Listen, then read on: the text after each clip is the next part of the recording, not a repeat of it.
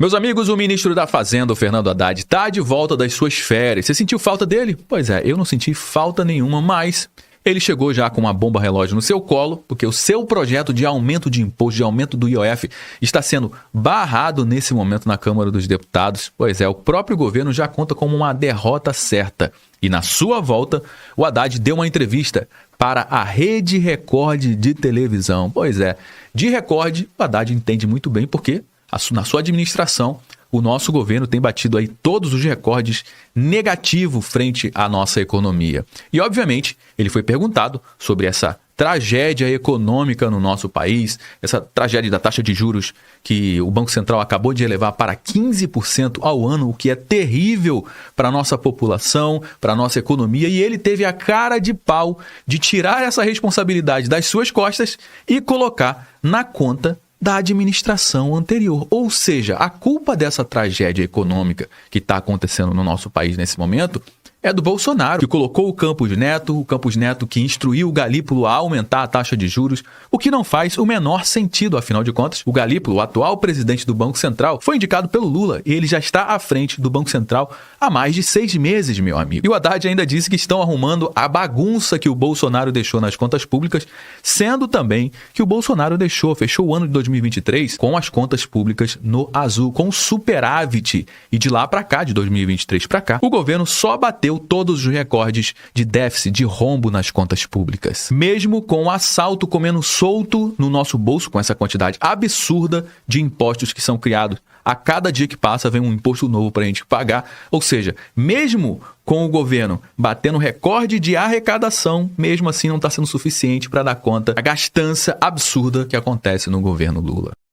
Bom, vamos analisar aqui um trecho da entrevista do Fernando Haddad ao Jornal da Record, entender qual é a visão dele sobre o que está acontecendo com a nossa economia, sobre a taxa de juros, né, e quem é o principal responsável desse problema da taxa de juros no nosso país, elevadíssima. Uma taxa de juros de 15% ao ano, a maior desde 2006, quase 20 anos. Ministro, mudando um pouquinho de assunto, a repercussão da alta da Selic foi ruim, inclusive dentro do governo. O Brasil voltou a ter uma das maiores taxas de juros reais do ranking mundial. Lula criticava publicamente o ex-presidente do Banco Central, Roberto Campos Neto, e agora tem um indicado seu, Gabriel Galípolo, à frente da frente do banco, e que inclusive tem testemunhado ali aumentos consecutivos da Selic. Diante desse cenário, o problema então não era o ex-presidente do Banco Central, Roberto Campos Neto, e o governo ficou frustrado com Gabriel Galípolo? Ou seja, quando o Banco Central era presidido pelo Campos Neto, em 2023 e 2024, presidente do Banco Central indicado pelo Bolsonaro, cara, nesses 2 anos, o Campos Neto só tomou pancada da esquerda, do Haddad, do Lula, tomou pressão dos varejistas para baixar os juros aqui no nosso país. Qual é a desculpa dos juros estar subindo, hein? Porque o Banco Central faz parte da equipe econômica do Ministério da Fazenda, ou seja, faz parte da equipe do Fernando Haddad. Então, qual é a desculpa, hein? Por que os juros estão subindo nesse momento? Olha, essa alta, Tainá, sendo muito honesto, e quem é do ramo sabe que eu estou falando a verdade. Essa alta foi contratada na última reunião da qual participou o Roberto Campos. Ela foi contratada em dezembro. O Campos Neto sequer participou dessa reunião. Quem já estava presidindo essa reunião do Copom já era o Galípolo. E, inclusive, quem decide a taxa de juros, o aumento da taxa de juros se vai aumentar ou baixar, não é só o presidente do Banco Central. São os diretores do Banco Central. E são 8 diretores do Banco Central. E praticamente todos os diretores foram indicados pelo Lula. E aí vem o Haddad dizer que foi o Campos Neto que já deixou desenhado um aumento de taxa de juros agora para o meio do ano de 2025. Como assim, cara? É uma coisa que chama guidance, quer dizer, é como se você estivesse estabelecendo uma contratação futura da taxa. Na última reunião do Copom de dezembro, foi estabelecido que ia ter um aumento forte da taxa Selic. Então, nós temos que olhar. Mas assim, nós estamos no começo de um mandato que carrega a memória do anterior ainda. Estão no começo de um mandato, já vai para 3 anos, meu amigo. Estão no começo de um mandato que carrega a imagem do governo anterior. Ah, pelo amor de Deus. No começo de um mandato que carrega a memória do anterior ainda. Então nós precisamos dar um pouco de tempo ao tempo, mas enfim, eu estou preocupado, evidentemente. E ano que vem é ano de eleição, é um ano que o governo vai fazer de tudo para tentar se reeleger, se manter no poder, essa turma que está tocando o nosso país agora. Já está caminhando para o finzinho da nossa conversa, mas eu não poderia deixar de falar, antes de nos despedirmos, Agora que vem. de ano eleitoral. Ano que vem, 2026, está aí. E eu gostaria de falar um pouco sobre essa preparação, né? O presidente Lula tem uma tendência a ampliar gastos com programas sociais. Eu gostaria de te ouvir se é possível conciliar corte de gastos com essa preparação, com a eleição de 2026. Olha, uma coisa eu diria para você com muita segurança: o presidente Lula não vai repetir o erro que foi cometido pelo governo em 2022. O governo em 2022 Presta atenção. bagunçou as contas públicas e perdeu a eleição. Então nós é que estamos arrumando a bagunça. Eles estão arrumando a bagunça. Será que isso é verdade mesmo? Vamos ver. Eu sou capaz de te dizer, essa estratégia não vai dar certo. O governante que achar que estragando as contas públicas para o último ano eleitoral vai resolver o problema, lembra o desespero do governo? Será que essa é a estratégia, estragar as contas públicas para chegar no último ano eles consertarem e ganhar a eleição? Esse cara é muito engraçado. O Bolsonaro em gastar no último ano, né, baixando o preço da gasolina artificialmente, dando auxílio para todo mundo. Resultou no quê? Resultou em derrota. Não é assim que se constrói um país. Então eu estou muito seguro de que nós estamos num caminho sólido. Nós estamos fazendo as coisas com responsabilidade. Que responsabilidade você está falando, meu amigo? Responsabilidade fiscal, que no ano de 2023 bateu o recorde de rombo nas contas públicas, com quase 230 bilhões de reais, fora o juro da dívida. Se contabilizar o juro da dívida, bateu mais de 1 trilhão de reais, meu amigo. Que responsabilidade é essa? Me explica melhor. Porque é isso que vai garantir um bom resultado para o presidente, que eu acredito vai chegar competitivo, forte como sempre, né? E com condições de defender o seu legado, né? E aí, você gostaria que essa turma tocasse o nosso país mais 4 anos? O que você acha que aconteceria com o Brasil se o Haddad, o Lula, continuasse no poder, hein? Deixa aí nos comentários. É que esse projeto ganhe impulso ainda maior. O nome da esquerda é Lula para 2026, não há nenhum outro nome alternativo. Não, o presidente foi eleito por um primeiro mandato com direito à reeleição na forma da lei. Então, não vejo nem razão para pensar em outra alternativa. E agora falando sobre o senhor.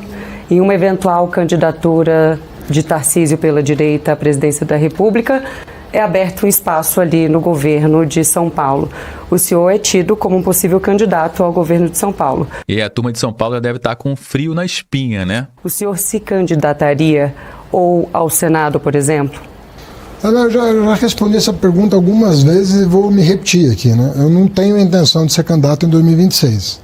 Eu estou ajudando um projeto, aliás, não é de hoje que eu ajudo. Fui candidato em várias situações muito mais dramáticas do que essa, em 16, em 18, em 22. Então tenho aí uma trajetória de ajudar a reconstrução do PT, né? E eu penso que essa reconstrução foi bem sucedida com a vitória de 22, onde eu fui candidato a governador em São Paulo, que, do meu ponto de vista, representou uma parte significativa do sucesso nacional. O desempenho foi o melhor desempenho da história do PT no Estado. Mas, enfim, eu acho que tudo tem seu momento. Eu já participei de outras ocasiões, mas, assim, não tenho intenção de me candidatar em 26. Obviamente, essa entrevista do Fernando Haddad acabou repercutindo em vários portais de notícia, como, por exemplo, aqui na CNN. Haddad, alta da Selic de 15% foi contratada por Campos Neto. Cara, que gafe. Questionado se o governo estaria desapontado com o seu indicado ao Banco Central, ou seja, o Gabriel Galípolo, o atual presidente do Banco Central, foi indicado pelo Lula e pelo Fernando Haddad e faz parte da equipe econômica do Fernando Haddad, o ministro apontou que o começo de mandato do Galípolo carrega a memória do anterior, que não faz o menor sentido, como a gente já comentou. Outra coisa interessante, que ele falou que estaria arrumando a bagunça que o Bolsonaro deixou, né? O Haddad, Bolsonaro bagunçou contas públicas em 2022 e perdeu nós arrumamos. O Haddad mentiu na cara dura e, infelizmente, tem muita gente que acaba acreditando no Lula, no Haddad. Essa turma ama mentir, mas graças a Deus a gente tem a internet, graças a Deus a gente tem a informação descentralizada, na verdade, porque eu vou trazer aqui alguns dados para você. Essa matéria que saiu aqui em janeiro de 2023, no início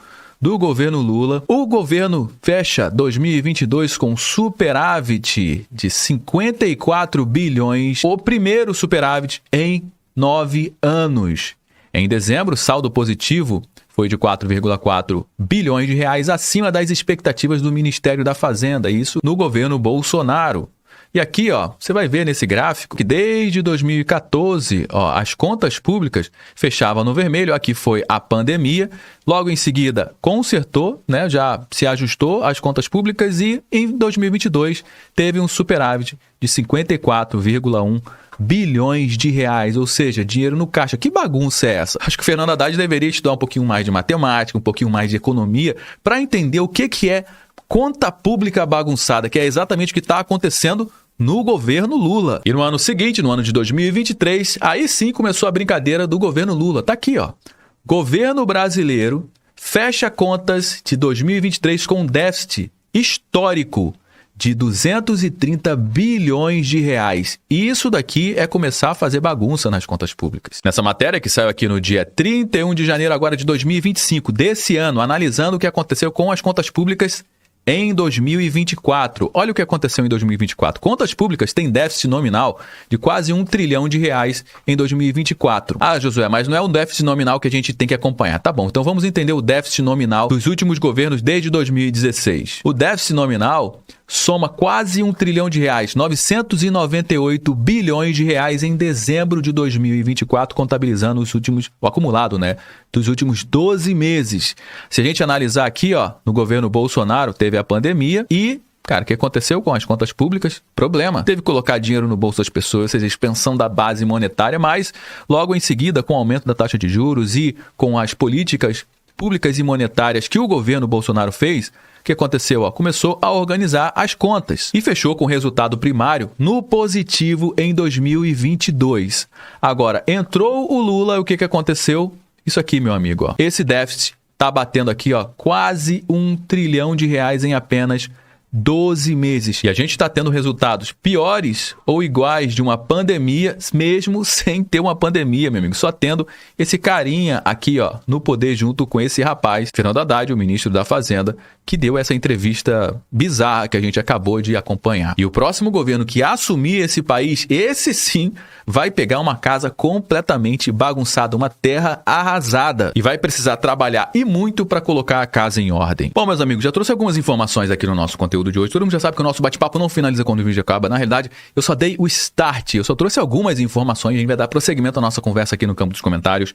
Deixa a sua mensagem aqui. Eu quero saber o que você acha disso tudo. Você sabe muito bem que a sua participação é extremamente importante para dar corpo aqui para a nossa conversa. É extremamente importante também você compartilhar esse conteúdo com mais pessoas. Afinal de contas, tudo que a gente traz aqui, você não vai ver sendo divulgado amplamente na grande mídia. Você pode ter certeza disso. Então me ajuda compartilhando esse conteúdo com pelo menos uma pessoa que você conheça ou um grupo que você participa no WhatsApp. Se você gostou do nosso conteúdo, deixe seu like, se inscreva aqui no nosso canal também. Eu me chamo Josué Aragão, um grande abraço e a gente se vê agora, ó, no nosso próximo conteúdo.